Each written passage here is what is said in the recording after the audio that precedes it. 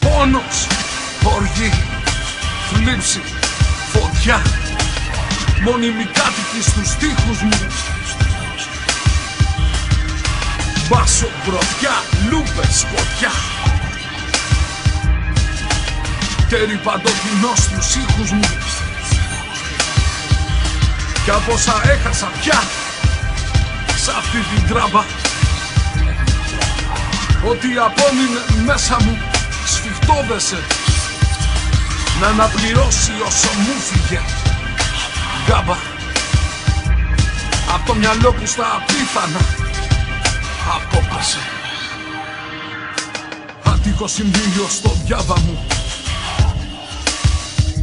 πώς να σε καλώσω μνήμη για το γέρας. Σ' ασφαλισμένο απ' το μέλλον ήρθες γράμμα μου, να μου διδάξεις τα όρια της μέρας. Στην αρχή που μου ψιθύρισες δεν νοιάστηκα, είχα για άμυνα καλή την αφοβία. Εκεί λιγάκι όμως που τα χρειάστηκα ήταν όταν κλωθόγερνε στη σκέψη μου η βία. Κι είπα, άντε γαμίσου σαν κι αυτά που συχαίνεσαι μη γύρεις. Να το αντέξεις, να το υπομείνεις, να το γεμίσεις με ομορφιά και να το δίνεις. Αλλιώς καλύτερα άδειο σακί να φυγείς.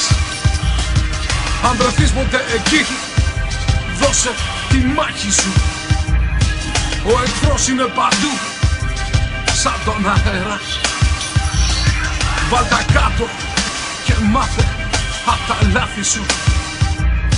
Το αξίζει εκείνη η πιο όμορφη μέρα.